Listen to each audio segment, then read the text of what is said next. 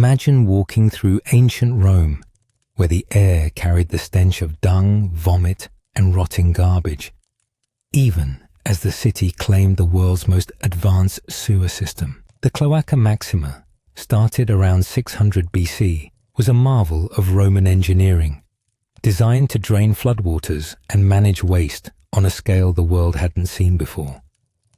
But while this massive system still works in parts of Rome today, most homes never connected to it, and public spaces often stayed filthy. So how did the Romans live with such extremes? Technological brilliance on one hand and streets full of refuse on the other. The reality of Roman sanitation is far messier than you might expect. The myth of clean Roman streets. Step into the streets of ancient Rome, and the image you'll find is nothing like the polished marble city from the movies. The myth of spotless Roman streets crumbles fast when you look at what archaeologists have actually uncovered. Instead of clean walkways, they found layers of compacted garbage, evidence of a city where refuse was part of daily life.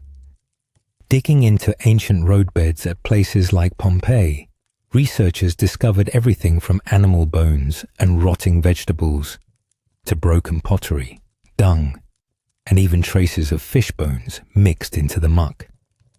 The streets were not just a little dirty, they were a chaotic jumble of waste.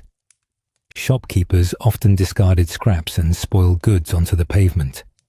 Archaeological layers reveal fish bones and butchered animal remains, showing that food waste was a regular part of the urban landscape. Drunks left puddles of vomit in alleyways. Donkey dung dried and crumbled in the Mediterranean sun, mixing with the dust. Well-off Romans sometimes paid slaves to clear a path through the mess, but for most people, the city's filth was inescapable. Ancient writers like Juvenal even complained about the dangers of walking under apartment windows, as residents would sometimes empty chamber pots onto the street below. Despite these hazards, Rome had laws against dumping waste in public. The Dejecti Effusive Act, for example, imposed fines for throwing refuse from windows. But with a population that may have topped 1 million, enforcing these rules was nearly impossible. Officials focused on keeping major roads open for trade and military use. Smaller side streets became unofficial dumping grounds. Waste piled up until heavy rains, known as the pluvial system, washed it downhill toward the Tiber River or into the city's sparse sewer grates. Why didn't Romans see the connection between all this filth and the spread of disease? The answer lies in their understanding of health. Romans described illness as coming from foul water or noxious smells, but they didn't know about bacteria or germ theory. Instead, they blamed bad air, what they called miasma, for making people sick. With so much refuse everywhere, and no clear sense of how it could cause disease, most people simply accepted the mess as part of urban life. Consider the Clivus Suburanus, one of the busiest streets in Rome. Excavations show that butcher shops drained blood onto the road, fishmongers tossed their scraps underfoot, and tanners set up vats of urine along the curbs to process animal hides. The stone pavement wasn't the smooth marble seen in movies. It was pitted, stained, and sometimes slick with filth. After a rainstorm, pedestrians could find themselves ankle-deep in muddy refuse. The city's famous sewer system, the Cloaca Maxima, didn't do much to keep the streets clean. This massive structure, which started as an Etruscan drainage canal for swampy marshes around the Roman Forum, was later expanded to help with runoff and some waste. But sewer grates were rare, maybe one every few blocks. Most street trash never made it into the system. Instead, people waited for rain to wash away the worst of it. The poet Martial once described how a sudden downpour could turn the streets into rivers of garbage, sweeping away yesterday's refuse and sometimes carrying it right into the city's food markets. When city officials tried to clean up, their efforts often created new problems. Laborers would haul waste out of the city, but instead of disposing of it properly, they dumped it just beyond the walls. These growing mounds of garbage attracted vermin and spread disease. By 50 BCE, the problem had become so severe that Rome passed a law requiring trash to be dumped at least a mile outside the city. Few people bothered to follow this rule, so the piles kept growing. The divide between rich and poor shaped who suffered most from the filth. Wealthy Romans had private cesspits and slaves to keep their homes relatively clean. Ordinary people, especially those living in the crowded tenements, relied on public latrines that often overflowed. Slaves swept the streets in elite neighborhoods, but poorer districts were left to fester. Senators and wealthy citizens sometimes complained about the smell on their morning walks, but they rarely took steps to improve sanitation for everyone else. For many, the sheer volume of waste was almost a point of pride, a sign that Rome was a thriving, bustling metropolis. Here's the twist. The Cloaca Maxima, so often celebrated as a marvel of sanitation, wasn't actually built to keep the city clean. Its original purpose was to drain the marshy lowlands near the Forum and protect the city from flooding. The Etruscans began digging it as a canal centuries before Rome became an empire.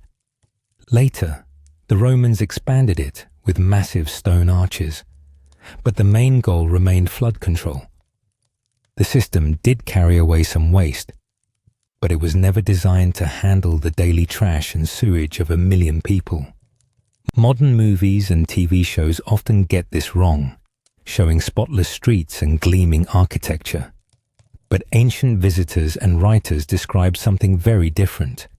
The constant stench of tanneries, clouds of flies, and slippery, grimy cobblestones. One traveler famously said Rome smelled like a goat dressed in perfume, grand on the surface, but hiding rot underneath. The city's priorities weren't about hygiene. They were about keeping trade flowing, people moving, and the city above water.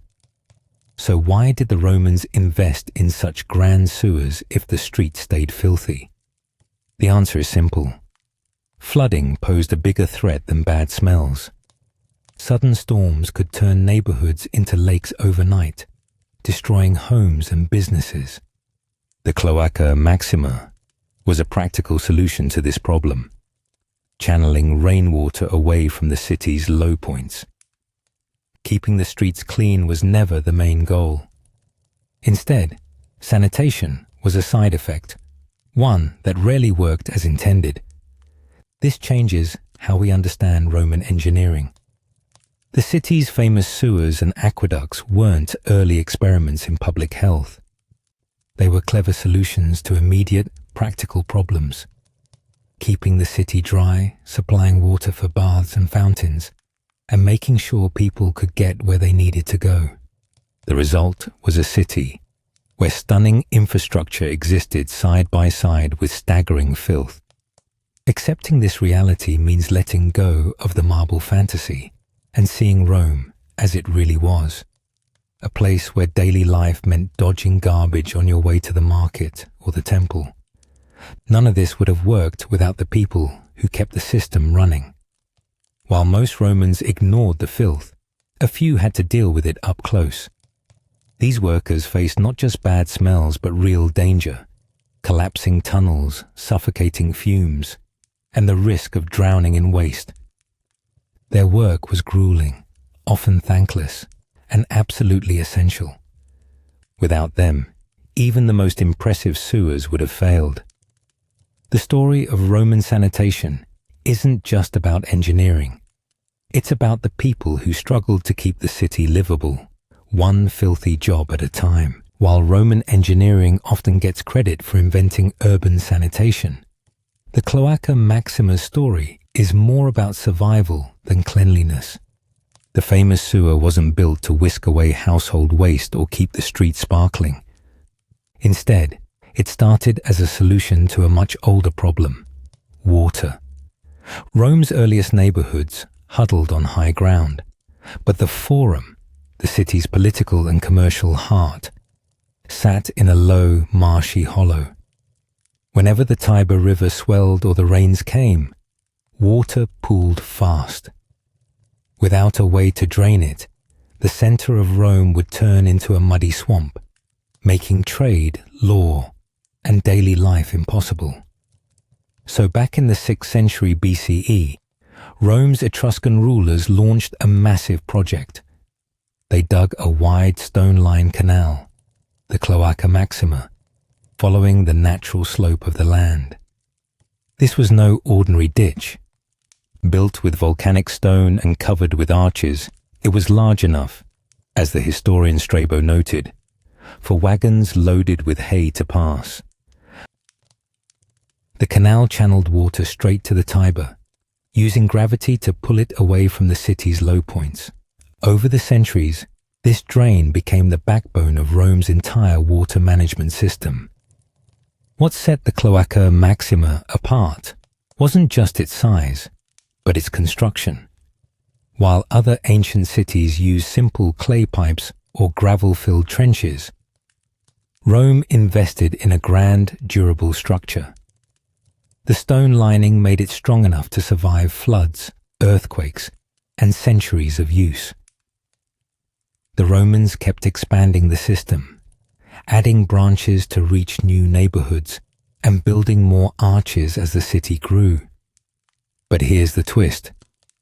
Even as the Cloaca Maxima became legendary, most Romans never sent their waste into it. Private homes, especially those of the wealthy, usually relied on cesspits beneath their courtyards. Some elite houses connected to the sewers. But this was rare and often a display of status. In crowded tenement blocks, residents depended on public latrines, which sometimes emptied into the sewer system, but just as often overflowed into the streets or alleys. Archaeological digs confirm this.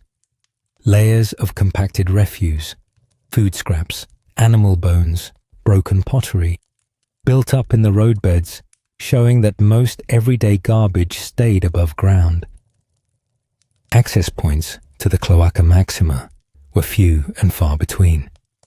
A single sewer grate might serve an entire block, making regular waste removal impossible.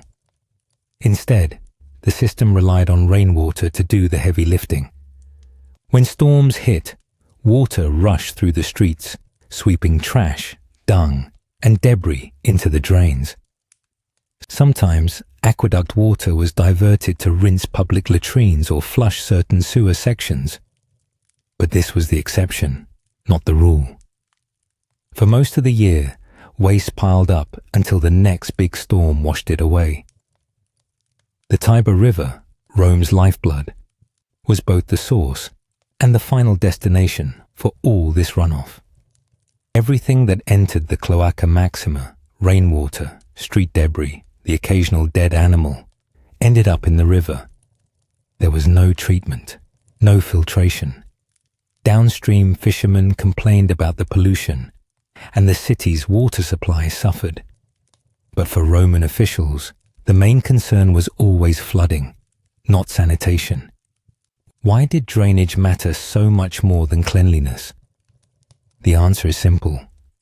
In ancient Rome, water was both a blessing and a threat. A heavy rainstorm could destroy buildings, interrupt trade, and bring daily life to a halt. Stagnant pools bred mosquitoes, spreading diseases like malaria. Romans didn't understand bacteria, but they knew that foul water and bad smells made people sick. Their laws reflected this. Dumping waste in the streets was prohibited, and damages were imposed if someone was injured as a result. But keeping the city dry was the real priority, because floods could cripple the empire's capital in a single night. The Cloaca Maxima's design reveals this practical mindset. Engineers used local stone for strength and longevity, not beauty. The channels followed the natural contours of the land, making the most of gravity and saving labor. Outflows were placed downstream from busy docks to protect commerce. Every decision focused on preventing disaster, not achieving modern standards of hygiene. Maintenance was a constant challenge. The system demanded regular clearing to prevent blockages, but this work was dangerous and dirty. Crews, often slaves or the poorest laborers, used poles and hooks to clear clogs, sometimes venturing deep into the tunnels. Over time, sediment and debris narrowed the passages. In some areas, sections collapsed or filled with silt. By the imperial era, parts of the network had become nearly impassable, but the main channels near the Forum remained a top priority. Senators allocated public funds to repair these critical sections, while less important neighborhoods were left to cope as best they could. Wealthy patrons sometimes sponsored repairs as acts of public generosity, but these efforts rarely reached the city's poorest districts. The Cloaca Maxima's effectiveness depended on the seasons. During dry months, trash and waste accumulated in the streets. When the rains came, the city got a sudden, messy cleanup as torrents swept everything into the sewers. The system was never meant to keep Rome spotless. It was designed to keep it functional. As long as the Forum stayed dry and the city could operate, a bit of filth was a small price to pay. Comparing the Cloaca Maxima to modern sewer systems misses the point. Romans didn't build for comprehensive sanitation. They built for survival. The sewer's endurance is proof of its success. Parts of it still work today, long after Rome's aqueducts and roads have faded. Its real legacy is in its construction. The choice to use stone and build on such a grand scale meant the system could withstand centuries of neglect and natural disasters. Durability, not cleanliness, was the true innovation. The daily reality for those who worked in and around the Cloaca Maxima was far from heroic. Historical accounts mention the dangers, cave-ins, poisonous gases, and the ever-present risk of drowning in sudden floods. Some workers lost their lives maintaining the tunnels. Their job was essential, but it came with constant hazards and little recognition. Over time, the grandeur of the Cloaca Maxima faded into the background of daily Roman life. Today, visitors see only fragments, a mossy arch near the Tiber, a dark opening beside the Forum. These remnants hint at the scale of the original project, but they can't capture the noise, the smells, or the relentless effort required to keep the city's heart from flooding. The Cloaca Maxima didn't make Rome clean, but it made Rome possible. Without it, the city could never have grown so large or lasted so long. Later, civilizations tried to copy its engineering, but few understood the priorities behind it. The system wasn't about public health. It was about managing risk with the tools they had. And while the structure itself was impressive, it was the people who kept it running who paid the highest price. Every day, someone had to venture into the darkness, shovel in hand, to keep the water moving and the city above ground. Their work set the stage for a new kind of urban survival, one where the battle against waste and water never really ended. Everyday life for a Roman sewage worker, known as a stercorarius, meant stepping into the city's dirtiest, deadliest spaces. These men formed a hidden workforce beneath the bustling streets, tasked with clearing out cesspits, unclogging the city's sewers, and hauling away the waste that piled up faster than anyone could imagine. Their tools? Simple shovels, ropes, and buckets. Their protection? Almost nothing. The job was so grueling and hazardous that it often fell to slaves or the poorest free citizens, those with no other options. Most shifts began before sunrise, when the city was quiet and the air slightly less foul.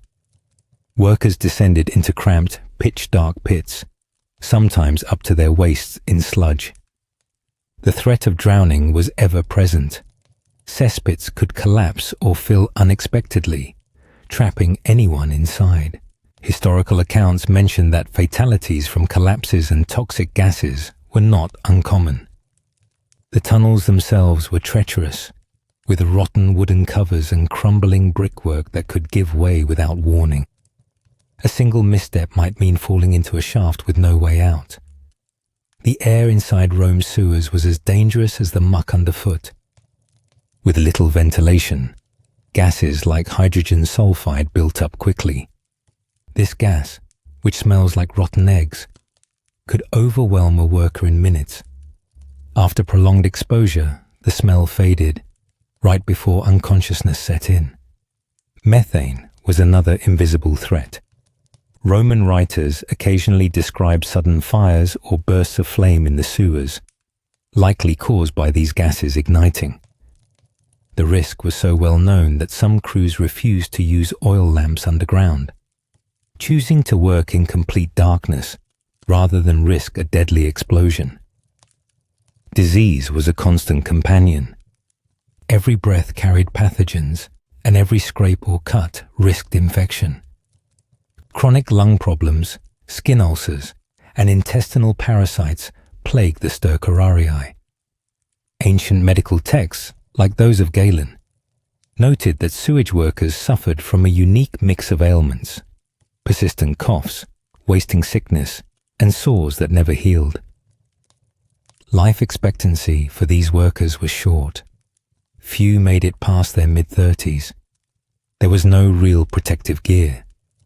Some tied rags over their faces to blunt the stench, but otherwise they wore the same stained tunics day after day.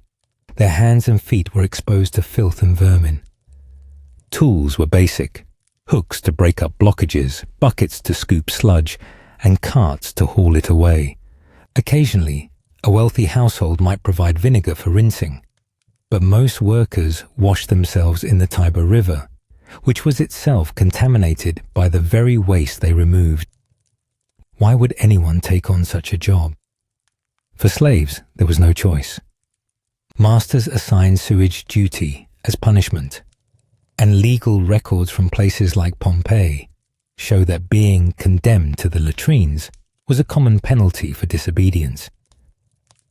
Free citizens who took this work were usually desperate, debtors, the homeless, or those unable to find other employment. The pay was meager, barely enough for a loaf of bread. Some tried to supplement their income by selling night soil to farmers outside the city, even though this practice was technically illegal. Social stigma ran deep. Sewage workers were shunned in public. Laws required them to announce their presence when passing through neighborhoods, and they were often barred from public baths or markets after a shift. The satirical poet Martial joked that even beggars wouldn't accept coins from their hands. Most lived in makeshift huts along the riverbanks, areas prone to flooding, malaria, and further isolation from the rest of the city. The daily routine was relentless.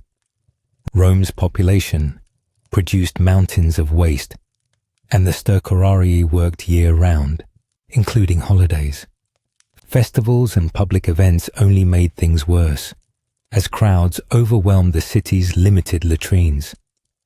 During celebrations like Saturnalia, workers had to push carts through throngs of revelers, all while the risk of overflowing waste increased. The job came with its own set of strange challenges. Workers often handled waste with bare hands, eating meals near open pits and swatting away flies. One of the worst tasks was clearing fatbergs, massive blockages of grease and refuse that could take weeks to break apart. Crews used picks, boiling water, and pure muscle to chip away at these obstructions. In Ostia, It reportedly took 3 weeks to clear a single blockage, and the work left everyone exhausted and ill. Even children were not spared. Slave children, some as young as 8, were put to work cleaning narrow passages that adults couldn't reach. Their small size made them useful, but it also made them more vulnerable to illness and injury. Legal petitions from the time include pleas for children to be removed from sewage work after falling ill, but such requests were rarely granted. The economics of waste removal highlighted the city's inequalities. Wealthier neighborhoods paid extra for nighttime service, so residents wouldn't have to see or smell the mess. Poorer districts often went unserved for weeks, allowing waste to pile up until rain washed it away, sometimes into communal wells or cisterns. Landlords of apartment blocks frequently skipped payments, leaving tenants to cope with overflowing cesspits.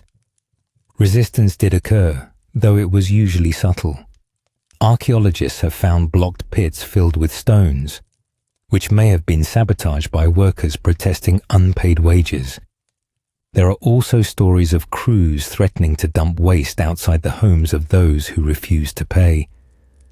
Most resistance, though, was quieter, working slowly, pretending to be sick, or accidentally spilling waste near the houses of harsh overseers.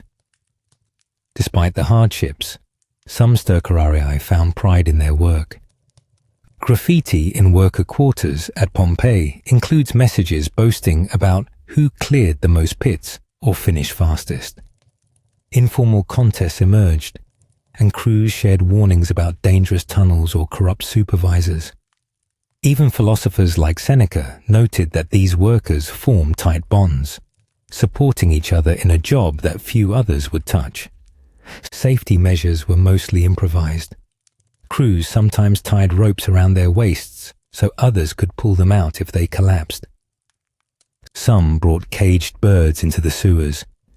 If the bird died from the gas, it was time to get out. A few wealthy households installed ventilation shafts after workers suffocated in their latrines, but most relied on luck and experience to survive each shift. The legacy of the stercorarii lingers in language and culture. The word stercorario still means lowlife in modern Italian, a reminder of the low status these workers held. Their simple tools influenced later mining equipment, and the image of cloth-wrapped faces may have inspired the famous beaked masks of plague doctors centuries later. What stands out is how routine this brutality became. Roman writers like Juvenal complained about the smell of sewage workers, but rarely questioned why anyone should endure such conditions. Cicero argued that some jobs were naturally suited only for slaves, reflecting a society that depended on sanitation labor while dismissing the people who did it. Yet, without the stercorarii, Rome would have been overwhelmed by its own waste. Their invisible labor kept the city running, allowing its grand architecture and crowded streets to function. The contradictions of Roman sanitation, a system both advanced and exploitative, rested on their shoulders. Even with all this hardship, Romans still found a way to bring the divine into the dirtiest corners of the city. The sewers themselves had a goddess, and her presence offered a strange kind of comfort to those whose lives revolved around muck and danger. In the heart of Rome, just above the entrance to the Cloaca Maxima near the bustling Forum, stood a small but important shrine to Cloacina, the goddess of the sewers. Her presence was woven into the daily life of the city, not hidden away, but placed where senators, merchants, and workers all pass by. Cloacina wasn't just a minor figure tucked into Rome's religious patchwork. She served as the spiritual guardian of the city's sanitation and the people who kept it running. Cloacina's name comes from the Latin cloaca, meaning sewer, but her roots stretch back further, likely to Etruscan beliefs about purification and fertility. To Romans, the sewer system wasn't just a physical necessity. It was a source of both pollution and purification. Every time stormwater rushed through the Cloaca Maxima, carrying away the city's filth, it was seen as a kind of cleansing, one that needed divine approval as much as engineering skill.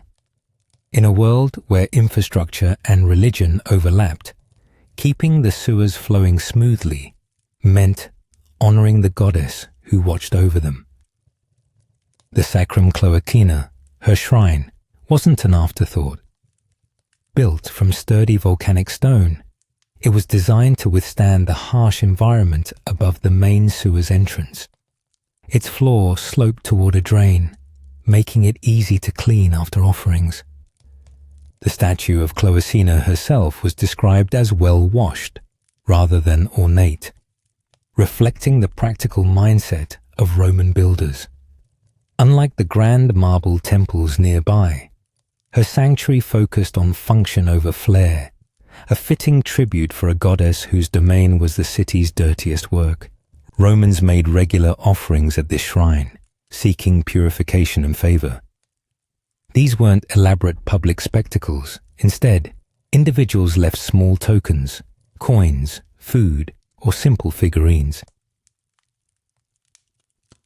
Hoping for protection from the dangers below, archaeologists have found hundreds of these votive offerings near the shrine, many shaped like body parts or tools, hinting at the injuries and illnesses common among sewage workers.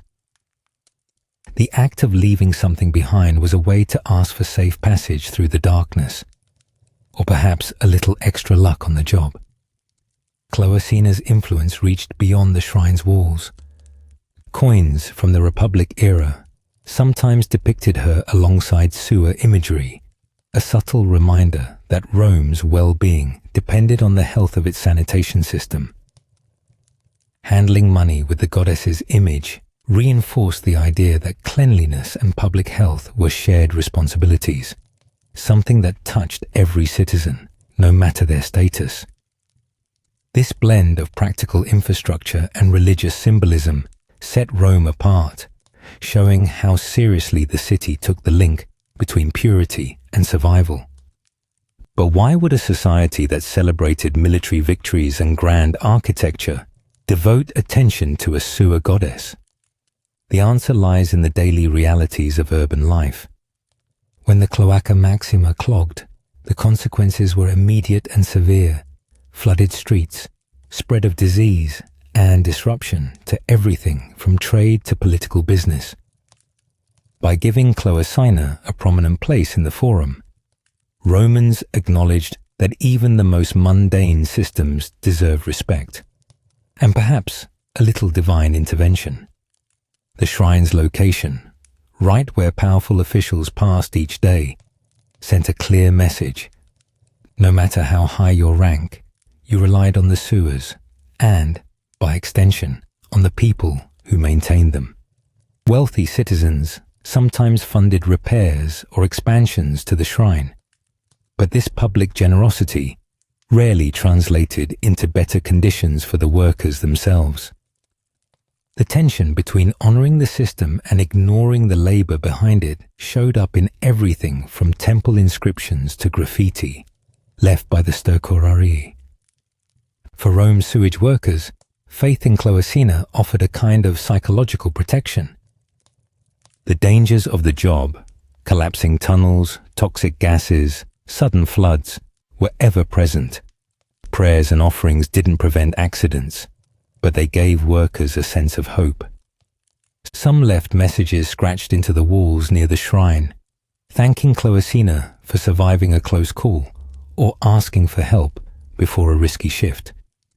Even if the goddess couldn't guarantee safety, her presence made the dangers feel a little less overwhelming. Annual festivals brought rare moments of recognition for these workers. On certain days, officials would present small tokens, often little more than a new tunic, to those who had served the city's sanitation system. These gestures did little to change the harsh realities of the job, but they provided a brief sense of dignity. In a society that usually shunned them, being acknowledged at the shrine of Cloacina meant something. Cloacina's worship also reflected Roman attitudes toward purity and pollution. Entering the sewer without making an offering was thought to risk angering the gods, and archaeological digs have uncovered small pits filled with ash and burnt offerings near sewer entrances. Some of these pits contain broken needles and other objects, hinting at rituals meant to ward off injuries or illness. The connection between physical and spiritual cleanliness ran deep. Romans saw the two as inseparable. Her role wasn't limited to the city's boundaries. Outside Rome, sewage was collected and used as fertilizer on nearby farms. Farmers sometimes invoked Cloacina's name before spreading night soil on their fields, tying her to agricultural fertility as well as urban purification. This dual identity, goddess of both filth and growth, captured the Roman understanding of waste as part of a natural cycle. What left the city as sewage could return as food, provided the goddess watched over the process. The design of Cloacina's shrine emphasized practicality. Built for durability, it stood up to the corrosive effects of sewer gases and the constant flow of people coming to make offerings. The statue's simple appearance matched the work it represented: necessary, unglamorous, and essential to the city's functioning. Romans didn't need a beautiful temple to honor their sewer goddess. They needed one that worked. Even as Rome changed, Cloacina's cult endured. When Christianity spread and most pagan gods faded from public life, small groups of sewer workers continued to honor her in private. No Christian saint took her place, and the need for spiritual protection in such a dangerous job didn't disappear overnight. The last signs of her worship date to the mid-6th century, just before Rome's sanitation systems collapsed for good. As the sewers failed and plague swept the city, faith in Cloacina faded too. Yet her legacy lives on in unexpected ways. The Latin word cloaca still describes sewers and drainage systems, and the goddess's name occasionally pops up in modern jokes about plumbing disasters. Even in popular culture, references to Cloacina remind us that sanitation has always been a foundation of urban life, one that deserves respect, even if it usually goes unnoticed. Cloacina's story reveals how Romans tried to balance the realities of filth with the ideals of civilization. By giving their sanitation system a goddess, they acknowledged the importance and the dangers of managing waste in such a crowded city. For the workers who faced those dangers daily, faith offered a small measure of comfort and dignity. But for most Romans, the real test of their sanitation system played out above ground, in the city's public latrines, where danger and discomfort were never far away. Step into a Roman public latrine, and you'll find a scene that's hard to imagine today. Long stone or wooden benches stretch along the walls, each with a row of keyhole-shaped openings cut side by side. There are no stalls or partitions, just open seats, shoulder to shoulder. Privacy isn't an option. You'd see everyone, and they'd see you, all while the air hangs heavy with the smell of waste and the sharp tang of vinegar from cleaning buckets. Beneath each opening runs a water channel designed to carry waste away.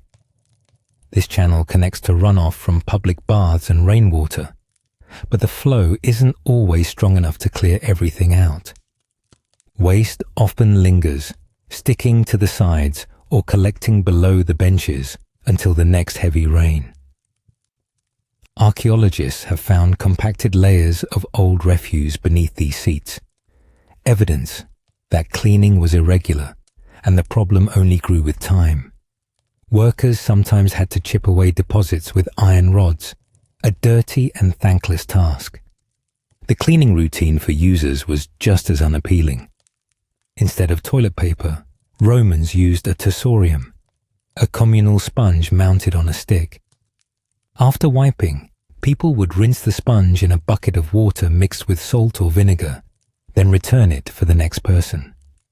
The idea was practical, but the reality was unsanitary. The salty rinse water did little to kill bacteria, and the sponge itself was a breeding ground for germs. Modern analysis of ancient sponge remnants has revealed traces of intestinal parasites, showing how easily disease could spread from one user to the next. The risks didn't stop at poor hygiene. Roman public latrines were dangerous places. The enclosed, poorly ventilated spaces trapped gases like methane and hydrogen sulfide produced by decomposing waste. Ancient sources warn of flammable sewer gases that occasionally ignited, sometimes triggered by a stray spark or lamp.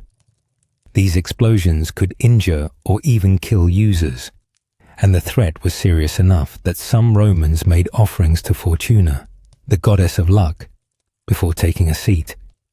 Rats and other vermin thrived in these conditions. The waste channels provided perfect hiding spots, and rats sometimes bit unsuspecting users. Tomb inscriptions and jokes from the era hint at the dangers, with one epitaph blaming a latrine rat's revenge for a man's untimely death. The rodents also carried fleas, and while Romans didn't know about the link to plague, they did notice that illness often followed visits to certain latrines. Cats were sometimes kept on hand to control the pests, but they couldn't keep up with the infestations. Many Romans believed disease came from bad air, so efforts to improve latrine conditions focused on masking odors rather than stopping contamination. Wealthier patrons might pay for perfumes to be sprinkled around the benches, but the result was just a heady mix of floral scents and human waste. Marble seats were polished with olive oil for shine, but the stone's porous surface still harbored bacteria. The lack of understanding about germs meant that even the best-intentioned cleaning rituals did little to make these spaces safer.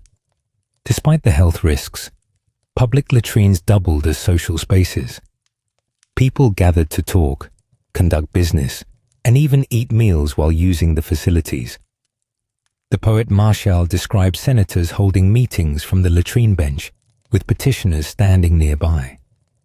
This casual attitude toward privacy meant that sharing the sponge or sitting on a recently vacated seat was normal. No one thought much about the risks, and the dangers became part of daily life. Disease spread quickly in these conditions. Medical writers used the term latrina fever for the stomach illnesses, diarrhea, and infections that plagued regular users. Symptoms like bloody stools and vomiting were common, especially among those who worked in or near the latrines. Excavations near major Roman sites have uncovered mass graves of workers whose bones show signs of chronic gastrointestinal disease, a grim reminder of the hazards they faced.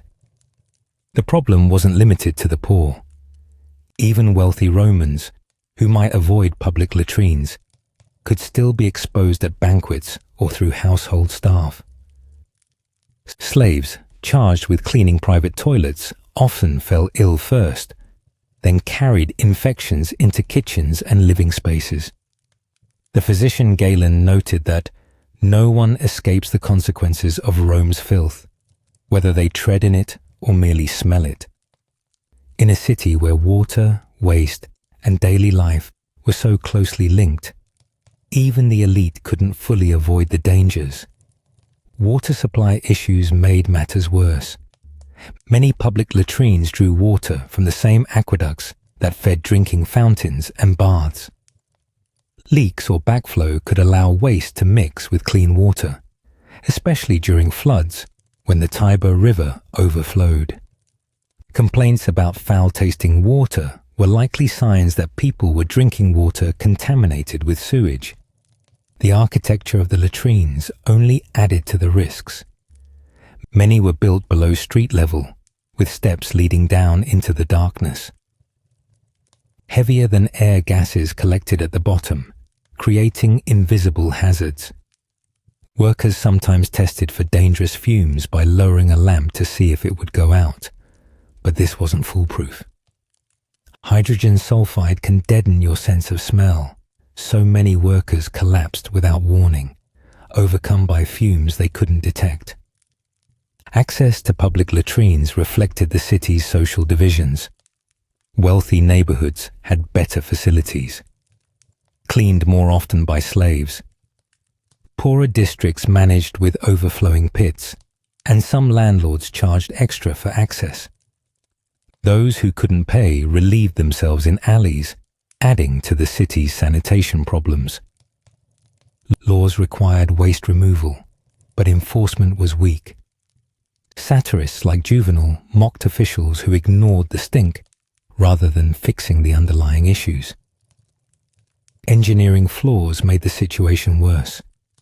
Sometimes, drains were installed incorrectly, causing waste to flow back toward the baths instead of away from them.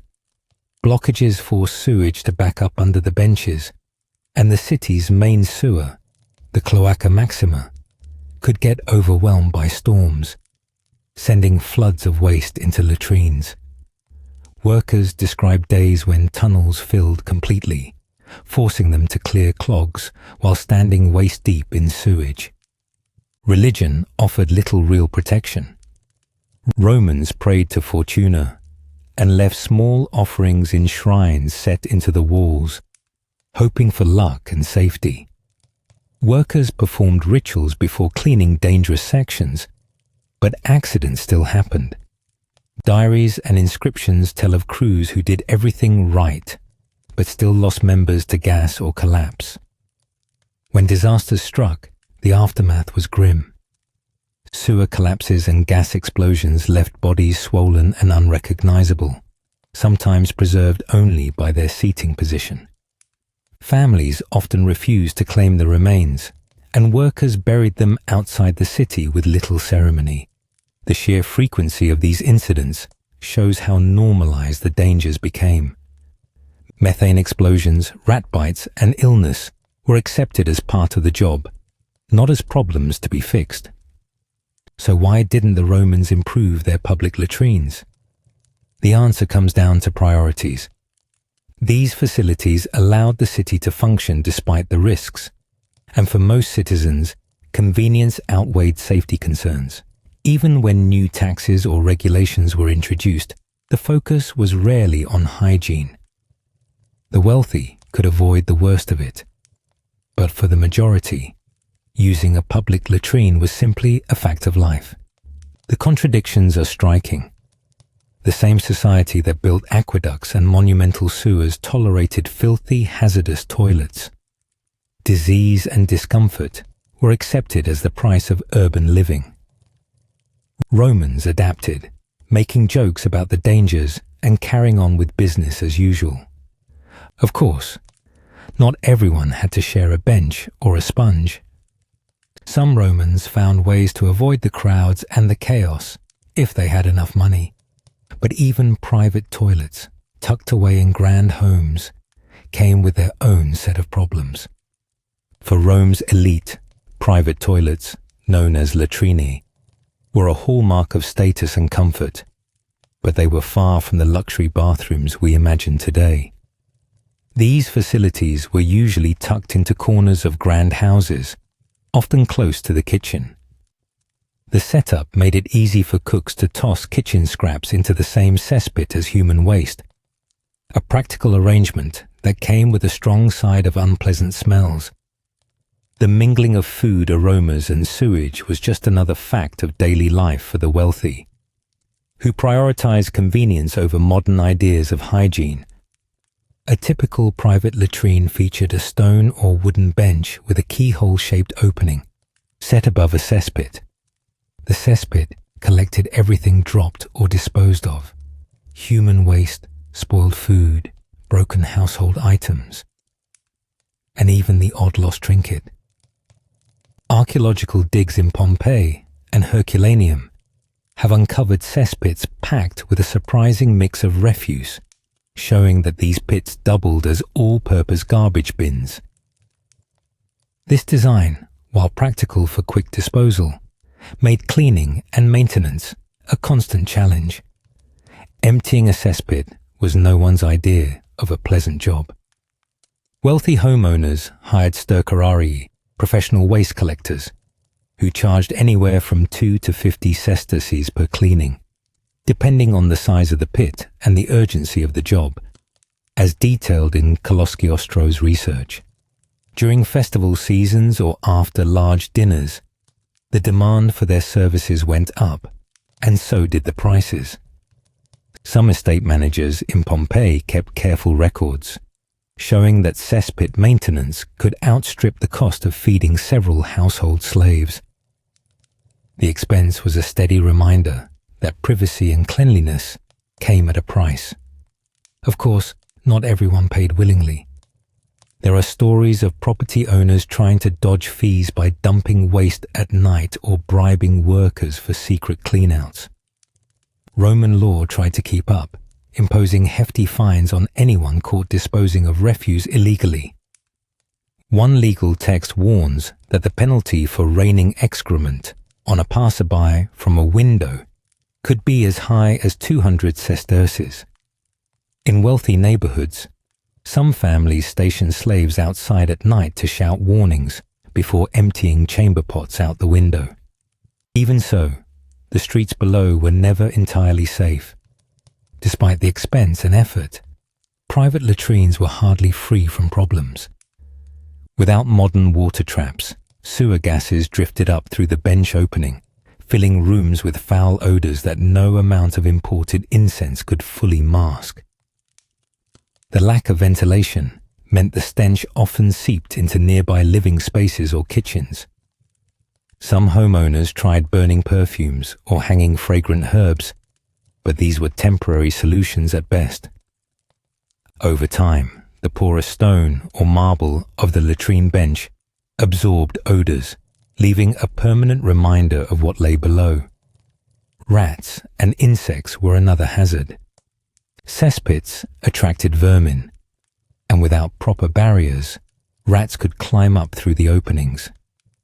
There are literary references to startled guests encountering rodents mid-use, and some households installed bronze gratings to keep the pests out. Unfortunately, the harsh environment corroded metal quickly, and replacements were costly. Beetles and other insects bred in the pits, sometimes crawling up at night. A few creative homeowners let chickens roam near the latrine to eat bugs, but this solution sometimes led to the birds falling in and making the problem worse. Accidents happened too. The high benches were difficult for children and elderly family members to use safely, and archaeological finds suggest that falls and mishaps were not uncommon. Wealthy families sometimes assigned slaves to assist those at greater risk, but even with help, the dangers remained. Some households eventually walled off poorly designed latrines and switched to chamber pots for nighttime use, trading one set of problems for another. Chamber pots were a staple in elite bedrooms, especially at night or during bad weather. These pots, made of ceramic or bronze, were emptied by slaves, usually out the window or into the nearest alley. The practice was so widespread that city laws were forced to address it, penalizing those whose actions led to injuries below. Still, the risk of getting doused by falling waste was a reality for anyone walking Rome's narrow streets after dark. Cleaning routines for private latrines varied. While the wealthy typically had dedicated sponges for their households, rather than sharing a communal one with strangers, these were still rinsed in buckets of water that quickly became contaminated. Medical writers of the era noted that infections, particularly of the eyes and skin, were common among those tasked with cleaning. Some households tried using strips of cloth instead of sponges, but these often clogged the cesspit, raising costs for the next cleaning. Social customs around private toilets could get complicated. Guests expected access to the latrina during visits, but hosts worried about theft or loss of valuables. Lawsuits are recorded where rings or small items vanished down the latrine, leading to disputes over whether the pit should be searched. Some households stationed slaves nearby to keep an eye on guests, a practice that was considered awkward but not entirely out of bounds. Maintenance was a never-ending concern. Cesspits could leak, especially after heavy rains, allowing waste to seep into the groundwater or even back up into the house. Builders tried lining pits with waterproof cement, but cracks formed over time and repairs were frequent. Pipes leading to the cesspit were prone to clogs. Archaeologists have found makeshift plungers and broken pottery used to clear blockages in elite homes. During the summer, heat caused waste to ferment faster, intensifying the smell. In winter, rain sometimes flooded pits, sending a tide of filth back into the house or garden. The materials used in private latrines told their own story. While public toilets were made from cheap limestone, the rich favoured marble or decorative stone for their benches. But these materials were porous and absorbed odours over time. Some owners tried lining the seat with lead sheets, hoping to keep smells at bay, but this introduced the risk of lead poisoning, a hazard not understood at the time. Despite all the effort and expense, the hygiene benefits of private toilets were limited. The lack of water traps and proper ventilation meant that odours and germs still circulated freely. The same servants who cleaned the latrine often worked in kitchens or nurseries, carrying bacteria from one room to another. Even the most luxurious homes couldn't escape the realities of ancient waste management. The contrast between the sanitation available to the elite and that of ordinary Romans was stark. While the wealthy could afford frequent cleanings and some degree of privacy, most citizens depended on crowded, unsanitary public latrines. This gap in comfort and cleanliness was just one more way that wealth shaped daily life in Rome. But even for the rich, true isolation from the city's filth was impossible. Disease, odours, and pests moved freely between social classes, carried by people, animals, and the city's overworked infrastructure. Still, the elite never stopped searching for ways to turn inconvenience into advantage.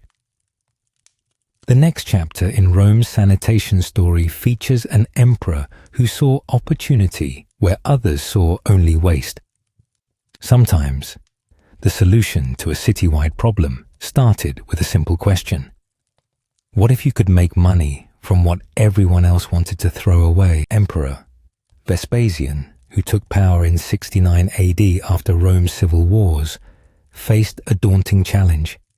The imperial treasury was nearly empty. Instead of imposing new taxes on land or luxury goods, he turned to something few would expect. He taxed urine. Around 70 AD, Vespasian introduced a levy on the collection of urine from public troughs and urinals across the city, transforming a humble bodily waste into a steady source of state revenue. Here's how it worked. Public urinals, or foricae, dotted Rome's busiest districts, near baths, markets, and along major roads. These were simple structures, stone walls or troughs with drainage channels, open for anyone to use. Below, large clay pots or cisterns caught the urine. The city government auctioned off the rights to collect from these pots. Contractors who won these rights paid the state for access, then gathered the urine and sold it to fullers, the laundry workers who kept Rome's togas and tunics bright. Fullers prized urine for its ammonia content, which was unmatched as a natural cleaning agent. In the Polonica, or laundry workshop, workers poured urine into vats filled with dirty woolen garments. They then stomped on the clothes with bare feet, working the liquid deep into the fibers. The ammonia broke down grease and stains, making even the dingiest tunic look new again. After soaking, the clothes were rinsed and hung to dry, but the smell of stale urine often lingered in the air around Fuller shops. Ancient writers like Suetonius and Martial didn't hesitate to complain about the stench drifting through certain neighborhoods. The urine tax was more than just a quirky footnote. It was a financial lifesaver. The city's population, numbering in the hundreds of thousands, produced a constant supply. Contractors could count on a steady flow, especially in busy areas near the Forum and major baths. The state's role was to regulate the system, making sure only licensed collectors accessed the urinals and that the right fees were paid. The process was simple but effective. The more people used public facilities, the more revenue flowed into the imperial coffers. Not everyone liked the idea. Many Romans found the tax embarrassing, especially since it drew attention to a trade associated with the lower classes. The upper class avoided any direct connection with fullers or their pungent workshops. Even Vespasian's own son Titus objected to the tax, questioning whether it was proper for the emperor to profit from urine. Vespasian's response became legendary. He held a coin up to Titus's nose and asked if it smelled. When Titus said no, Vespasian replied, "Pecunia non olet," money does not stink. The phrase stuck, capturing the Roman belief that practical benefit outweighed social discomfort. The tax's reach was broad, but its impact fell hardest on those who relied on public facilities. Wealthy Romans had private toilets and chamber pots, emptied by household slaves. Ordinary citizens, laborers, shopkeepers, and travelers used public urinals, making them the main contributors to the urine supply. Some urinals even had attendants who demanded a fee before allowing entry, a practice that sparked jokes and grumbling about pay-to-pee policies. Satirists of the day poked fun at the government's eagerness to collect every possible coin, wondering aloud if spitting or sneezing might be taxed next. Still, the financial results spoke for themselves. The urine tax brought in a reliable stream of income at a time when Rome desperately needed it. The money funded repairs to roads and aqueducts, paid for the construction of new public buildings, and even helped finance the Flavian amphitheatre, the Colosseum. Treasury records from the period show that the tax made up a significant portion of the city's public works budget, helping Rome recover from the chaos and neglect of previous years. The system was surprisingly well organized. Contractors received clay tokens or written permits authorizing them to collect urine from specific locations. This helped prevent unauthorized collection, a real concern, since stolen urine could be sold on the side. Inspectors monitored the process, checking that pots weren't diluted with water to increase volume. Penalties for fraud ranged from hefty fines to loss of collection rights. The state kept a close eye on its new revenue stream, making sure every amphora of urine was accounted for. Fuller workshops formed the backbone of this economy. Large operations set up near water sources with covered vats to contain the worst smells. Smaller shops, often run by poorer families, had open-air vats and little to mask the odor. The discharge from these workshops sometimes flowed into drains leading to the river, and complaints about foul-smelling runoff were common in city records. While the environmental effects weren't well understood, the authorities occasionally responded to neighborhood petitions by restricting where fullers could dump their waste. The social side of the urine trade was complicated.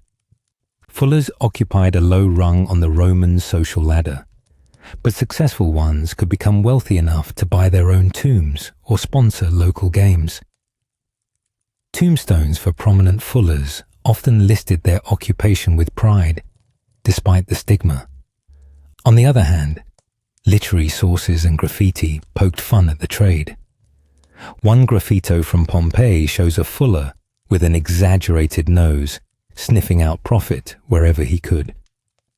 The tax itself became a symbol of the state's ability to turn even the most humble resource into public wealth. Vespasian's pragmatic approach didn't end with the tax. He encouraged contractors to maximize their collections, and in some neighborhoods, competition was fierce. Boys and slaves carried buckets from urinals to Thessaloniki, earning tips for fast service. Some even offered to stand guard for privacy. Martial jokes about pea guards who held up cloaks for a coin. The whole system, while undignified, kept money moving through the city and provided work for those willing to handle its least glamorous byproducts. The legacy of the urine tax lasted well beyond Vespasian's reign. Later emperors kept the system in place, and even centuries later, Diocletian's edict of maximum prices included urine as a regulated commodity. Fulling with urine remained standard practice throughout the Roman world, and into the Middle Ages, although no later tax matched Vespasian's efficiency. The phrase "money does not stink" entered everyday language, a reminder of Rome's willingness to profit from the unexpected. Rome's ability to extract value from waste was impressive, but it also revealed much about the city's priorities. The state focused on what worked: steady revenue, practical solutions, and the needs of an urban population that never stopped growing. The urine tax stands as a testament to that mindset, a system that was unsentimental, effective, and always looking for the next opportunity. But not every Roman innovation brought the cleanliness it promised. While Vespasian's tax turned waste into wealth, other celebrated achievements, like the city's aqueducts, hid problems of their own.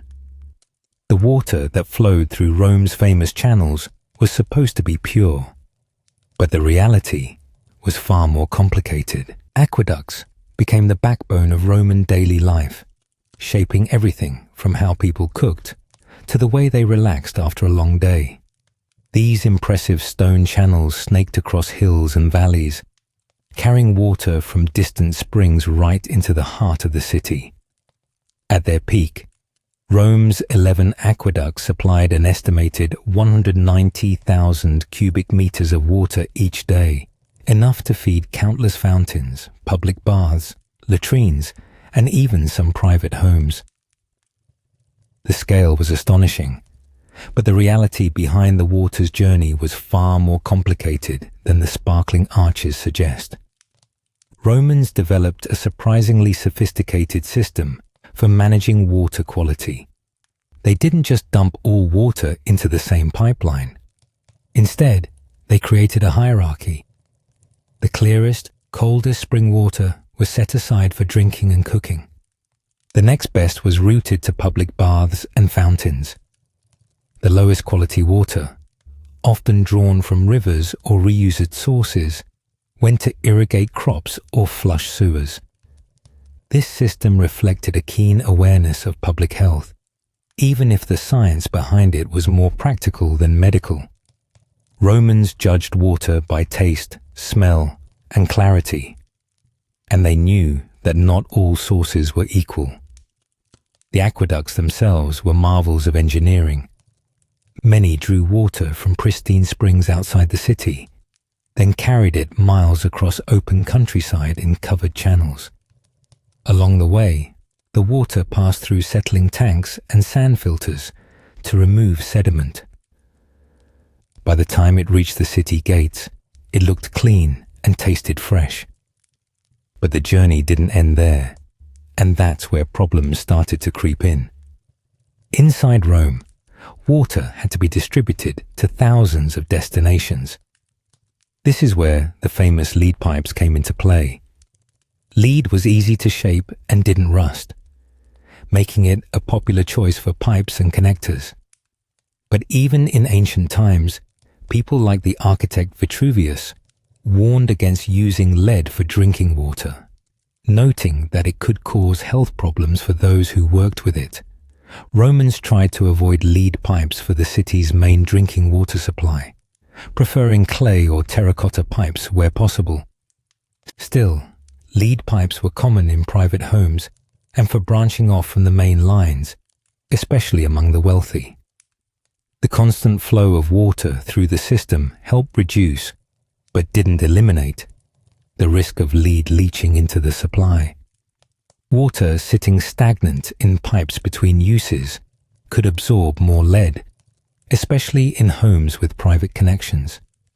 Wealthy Romans, who could afford their own taps and pipes, ironically faced higher exposure than poorer citizens who relied on public fountains with stronger, continuous flow.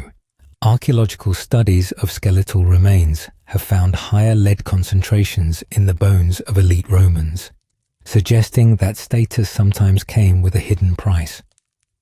But lead wasn't the only issue.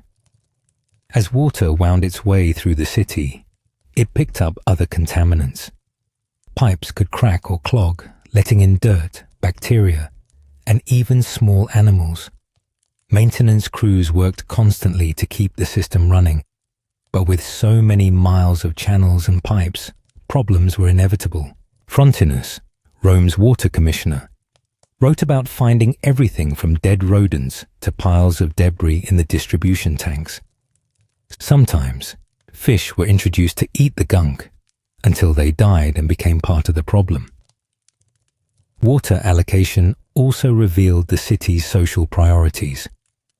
Wealthy neighborhoods and parks received abundant, high-quality water for decorative fountains and private baths. Working-class districts made do with fewer public spigots, and during droughts, their supply was the first to be cut. Inscriptions from the time show residents petitioning for better access, sometimes sharing a single fountain among dozens of families. Officials cared more about keeping the grand baths and monuments running than making sure everyone had enough to drink. Public baths, fountains, and latrines consumed the lion's share of Rome's water. The best water often went to the grandest baths, where it was used and reused throughout the day. After serving the bathers, this water was often diverted to flush public toilets or rinse the streets before finally draining into the Tiber River. This efficient recycling made sense for a city of over 1 million people, but it also meant that water picked up more contaminants with each use. Wastewater from the baths and latrines polluted the river downstream, drawing complaints from fishermen and anyone living near the outflow. The baths themselves were a major point of concern. Water circulated through multiple pools, picking up oils, dirt, and skin cells from thousands of users. Workers skimmed the surface, but there was no way to filter out microscopic threats. Skin infections and other illnesses spread quickly among regular bathers, but the social benefits of bathing outweighed health worries for most Romans. Mosquitoes found a home in stagnant sections of aqueducts and distribution tanks, especially during the hot summer months. These insects carried malaria, which was a constant threat in Rome's crowded neighborhoods. Mineral deposits inside the channels created rough surfaces where bacteria could thrive, making maintenance a never-ending task. Workers who cleaned the aqueducts often fell ill themselves, and some archaeological digs have uncovered mass graves of young laborers near these sites. Seasonal changes only made things worse. Droughts in summer reduced water flow, concentrating any contaminants that were already present. Winter floods could wash debris into the channels, while spring brought algae blooms that affected taste and smell. Smart households fetched their water early in the morning, Hoping to get the cleanest supply before the day's use stirred up the sediment, Romans did try to filter their water. Some homes used cloth strainers or sand-filled jars to catch larger particles. Wealthier families installed more elaborate ceramic filters, which helped with visible sediment, but did nothing for dissolved metals or invisible pathogens. Most people judged water by its appearance and taste, not by any real measure of safety. Even the best efforts couldn't overcome the flaws built into the system. The hierarchy of water use meant that clean water was often used for bathing before drinking.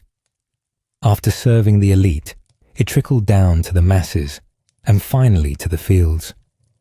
Crops irrigated with wastewater could bring contaminants right back to the dinner table.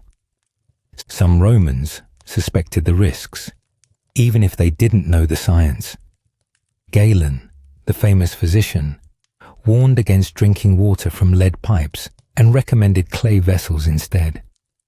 Pliny the Elder noted that certain fountains caused headaches, and Vitruvius pushed for the use of clay pipes wherever possible.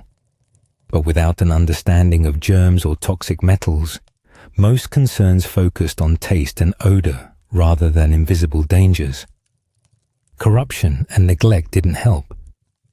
Taxes funded aqueduct maintenance, but money often disappeared into the pockets of officials and contractors. Repairs were delayed, leaks went unaddressed, and bribes kept inspectors quiet. The result was a system that looked impressive, but struggled to deliver on its promise of health and cleanliness. Ironically, the Roman military often enjoyed better water than city dwellers. Legion camps used clay pipes, sand filters, and strict rules to keep waste upstream from their supplies. Soldiers stationed on the frontiers sometimes had fewer illnesses than citizens in Rome itself.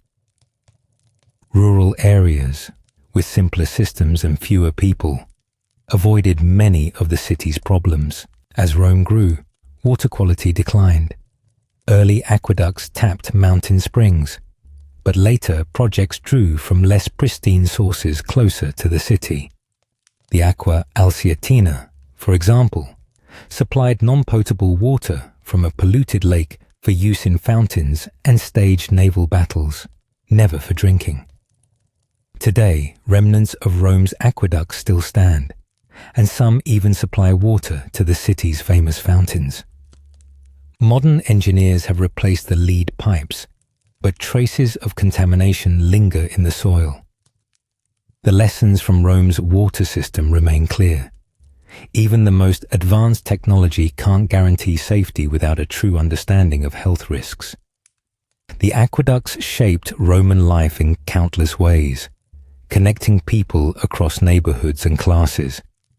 But as the water flowed through baths, fountains, and latrines, it carried more than just refreshment. It spread illness too, sometimes faster than news or gossip could travel. And nowhere was this more obvious than in the city's bustling public baths, where the promise of cleanliness often masked a hidden danger. Public baths, or thermae, stood at the center of Roman social life. These vast complexes were more than places to wash. They were where Romans met friends, discussed business, exercised, and relaxed. From slaves to senators, everyone could visit the baths for a small fee, making them some of the most democratic spaces in the city. Inside, visitors moved through a series of rooms: the frigidarium, cold; tepidarium, warm; and caldarium, hot. Some bathhouses, like the famous baths of Caracalla, could accommodate around 600 people at once, with soaring ceilings, mosaics, and even libraries attached. The scale and sophistication were impressive, but the hygiene left much to be desired. The water in these baths was reused throughout the day, and there were no filtration or disinfection systems. Pools were drained and refilled only occasionally, depending on the size of the bathhouse and the season. In busy complexes, hundreds of people shared the same water, and the chance of encountering someone with a skin infection, wound, or illness was high. Warm rooms, especially the tepidarium, became ideal environments for bacteria and parasites to thrive. Bath attendants skimmed debris from the surface and sometimes poured aromatic oils into the water to mask unpleasant smells. But these efforts only went so far. Oils and sweat formed a slick on the water, and the underlying problems remained. Communal cleaning tools made matters worse. Strigils, curved metal scrapers used to remove oil, sweat, and dirt, were shared among bathers and rarely sanitized between uses. Towels, pumice stones, and even basic soap substitutes like ash or animal fat were also communal. This sharing of personal items, combined with the crowded conditions, helped spread skin infections, rashes, and other illnesses from person to person. Ancient physicians noted that certain skin conditions seemed to pass quickly through the population, especially after festival days when the baths were at their busiest. Despite these risks, the baths were irresistible social magnets. Romans believed that regular bathing promoted health, digestion, and good spirits. The routine was as much about connection as cleanliness. Friends gossiped, politicians made deals, and athletes relaxed after exercise, all while soaking in the same water. The cultural value of the baths meant that people kept coming, even when they noticed the health risks. Wealthier patrons sometimes brought personal slaves to carry private towels or sponges, but most Romans used whatever was available. The design and operation of the baths contributed to the spread of disease. The hypercaust, or underfloor heating system, kept rooms warm and damp, the perfect environment for mold, bacteria, and parasites. Workers sometimes found black mold growing between tiles and under benches, especially in areas that were hard to reach during cleaning. The changing rooms, or apoditeria, were breeding grounds for lice and fleas. Archaeological excavations have uncovered layers of insect casings beneath bathhouse floors, suggesting ongoing problems with parasites. Medical writers of the time described a range of illnesses linked to bathing. Galen, one of Rome's most famous physicians, wrote about bath itch, a rash that appeared after visiting the baths. Others treated recurring eye infections and wounds that became infected after exposure to contaminated water. Open sores, cuts, and scrapes provided easy entry points for bacteria, and some cases reportedly led to more serious complications. Romans did not understand germ theory, and often blamed foul air or an imbalance of bodily fluids for these problems. The bathing process itself could make people more vulnerable to infection. Moving from cold to hot rooms and back again opened the skin's pores, making it easier for bacteria to enter. The final plunge in the frigidarium was supposed to close the pores, but in reality, it often just trapped contaminants against the skin. Wealthy Romans who could afford daily visits sometimes suffered more frequent illnesses than those who bathed less often, simply because of their greater exposure to the communal water and tools. Children were especially at risk. Roman parents believed that bringing infants into the warm pools promoted good health, but the opposite was often true. Babies and young children, with their weaker immune systems, were more likely to contract waterborne illnesses. Tomb inscriptions for bath attendants sometimes mention children who died after bathing, a tragic consequence of well-intentioned routines. Security in the baths was another concern. The changing rooms were notorious for theft, with pickpockets and opportunists targeting distracted bathers. People often rushed through dressing and drying, leaving skin damp under woolen clothing, a perfect setup for fungal infections and irritated skin. Chronic foot problems were common, and Roman doctors wrote about persistent athlete's foot and other ailments tied to bathhouse visits. Unlike modern spas or pools, Roman baths did not restrict access based on health status. People with open wounds, contagious diseases, or visible infections used the same facilities as everyone else. In fact, some doctors prescribed bath visits for patients with skin or respiratory problems, unintentionally exposing others to illness. Quarantine was reserved for major outbreaks like plague, not for everyday infections or rashes. The architecture of the baths also played a role in spreading disease. High vaulted ceilings and echoing chambers helped carry coughs and sneezes across the room. Steam rooms circulated air and germs efficiently. The porous surfaces of ancient bath tiles, some of which still harbor bacteria today, made thorough cleaning nearly impossible. Even the best-maintained baths had hidden corners where pathogens could linger. Water quality varied widely across the city. In wealthier districts, baths were cleaned and refilled more frequently, and water was sometimes diverted from higher-quality aqueducts. In poorer neighborhoods, water was reused until it became visibly dirty, and pool draining was infrequent. Some bath owners tried to save money by only topping off pools with fresh water, rather than fully replacing it. Health records from different districts show that infections were more common in areas with less frequent water changes. The staff who kept the baths running paid a high price for their work. Attendants who cleaned pools and floors developed chronic skin conditions. Workers who offered hair removal or massages risked blood-borne infections from the constant contact. Despite the hazards, these jobs were in steady demand, and many workers accepted the risks as part of their daily lives. Seasonal changes affected the baths in predictable ways. In summer, higher temperatures accelerated the growth of bacteria, leading to more skin and eye infections. In winter, crowded steam rooms became hotspots for respiratory illnesses.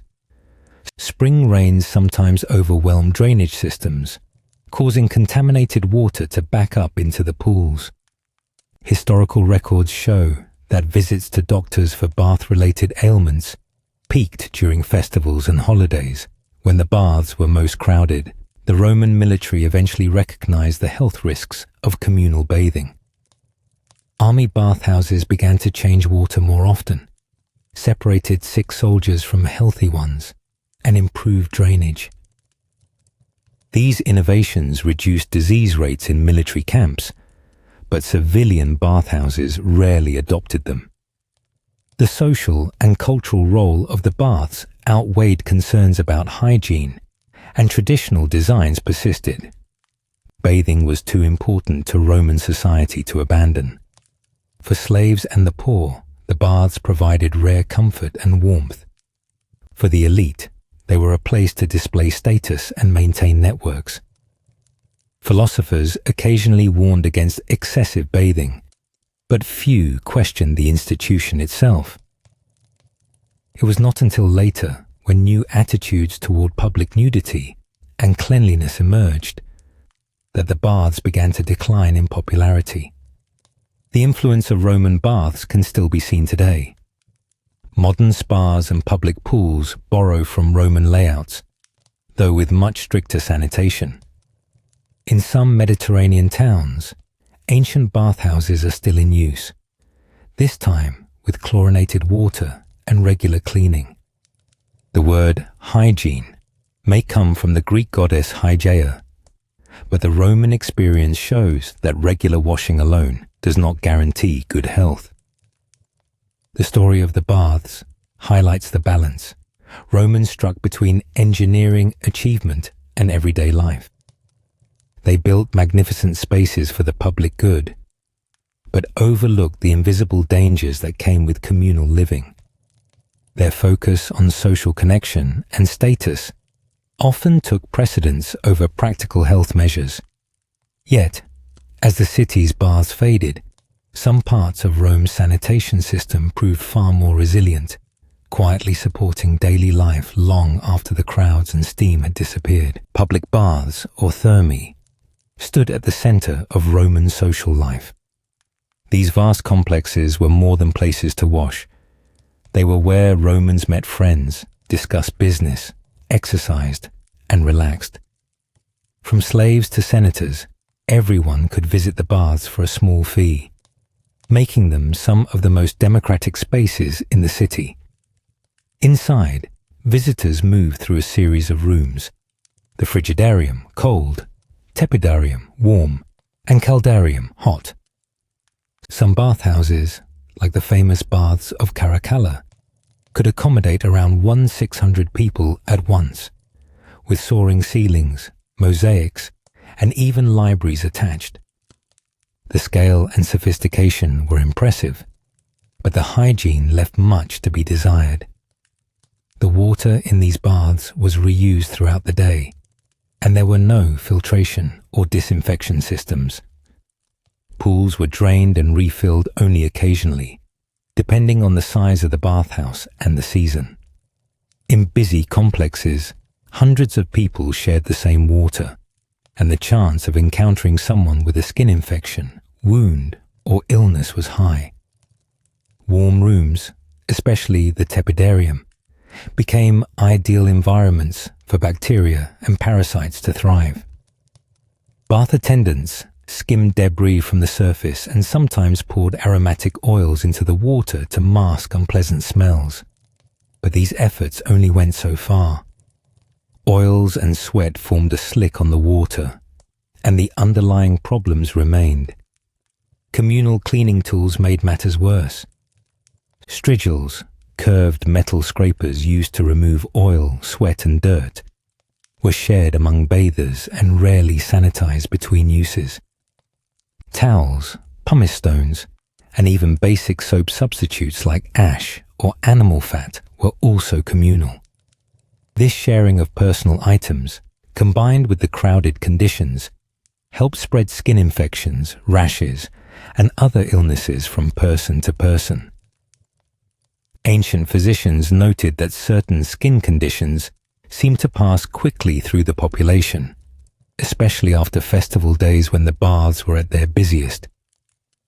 Despite these risks, the baths were irresistible social magnets. Romans believed that regular bathing promoted health, digestion, and good spirits. The routine was as much about connection as cleanliness. Friends gossiped, politicians made deals, and athletes relaxed after exercise, all while soaking in the same water. The cultural value of the baths meant that people kept coming, even when they noticed the health risks. Wealthier patrons sometimes brought personal slaves to carry private towels or sponges, but most Romans used whatever was available. The design and operation of the baths contributed to the spread of disease. The hypercaust, or underfloor heating system, kept rooms warm and damp, the perfect environment for mold, bacteria, and parasites. Workers sometimes found black mold growing between tiles and under benches, especially in areas that were hard to reach during cleaning. The changing rooms, or apoditeria, were breeding grounds for lice and fleas. Archaeological excavations have uncovered layers of insect casings beneath bathhouse floors, suggesting ongoing problems with parasites. Medical writers of the time described a range of illnesses linked to bathing. Galen, one of Rome's most famous physicians, wrote about bath itch, a rash that appeared after visiting the baths. Others treated recurring eye infections and wounds that became infected after exposure to contaminated water. Open sores, cuts, and scrapes provided easy entry points for bacteria, and some cases reportedly led to more serious complications. Romans did not understand germ theory and often blamed foul air or an imbalance of bodily fluids for these problems. The bathing process itself could make people more vulnerable to infection. Moving from cold to hot rooms and back again opened the skin's pores, making it easier for bacteria to enter. The final plunge in the frigidarium was supposed to close the pores, but in reality, it often just trapped contaminants against the skin.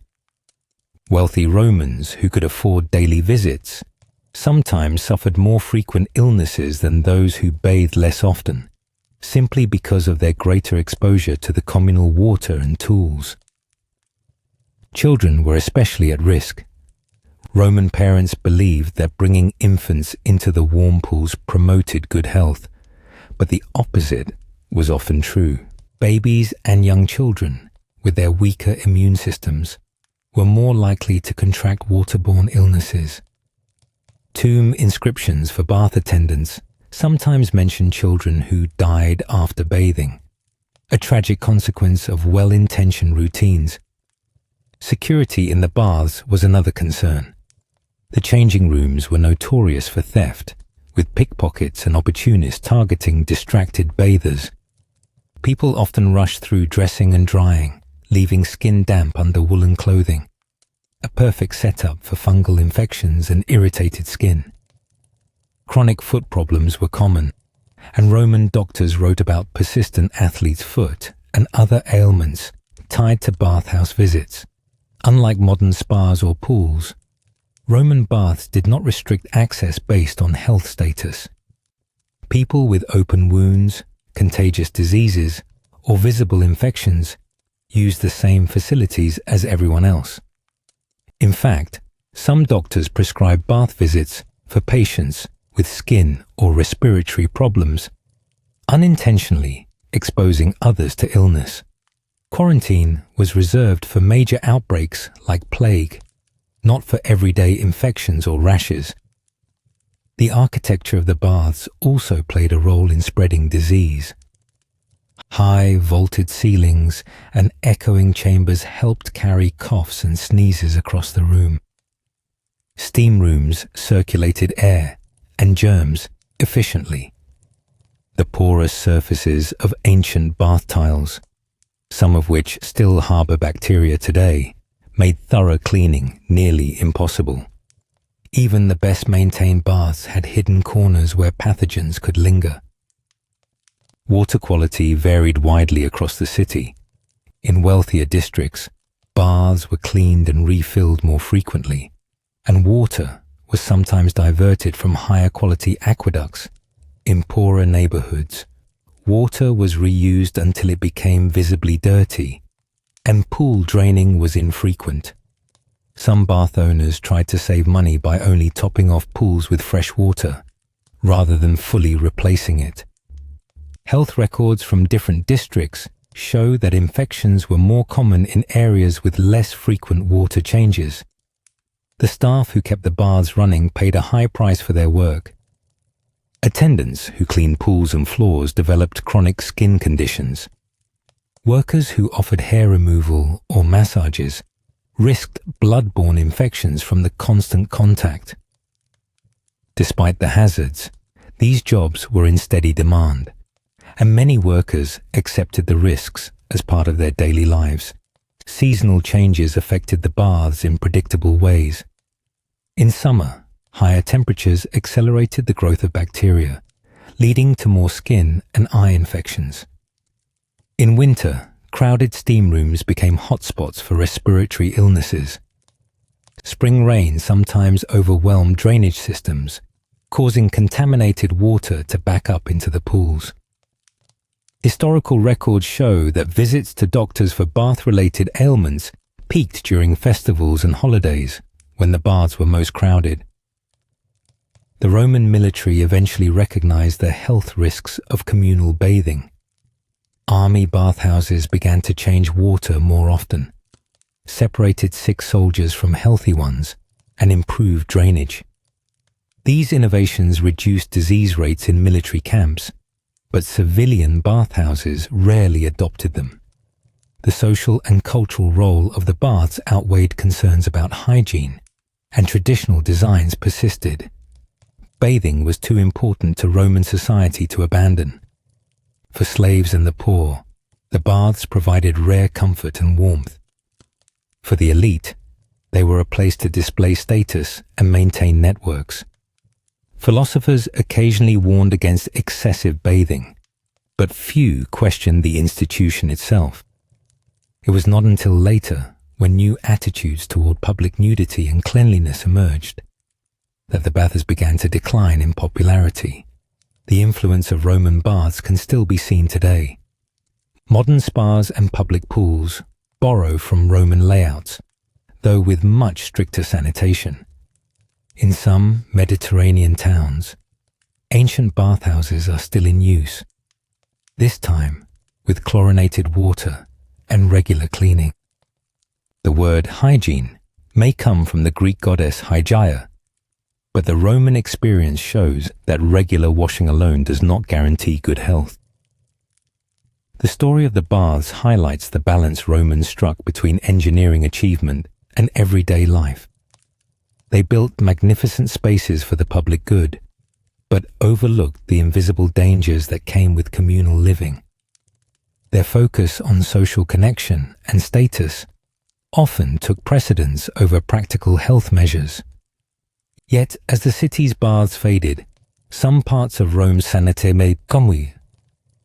sanitation system proved far more resilient, quietly supporting daily life long after the crowds and steam had disappeared. The lesson wasn't lost forever. In the 19th century, engineers like Joseph Bazalgette in London looked back to Rome for inspiration.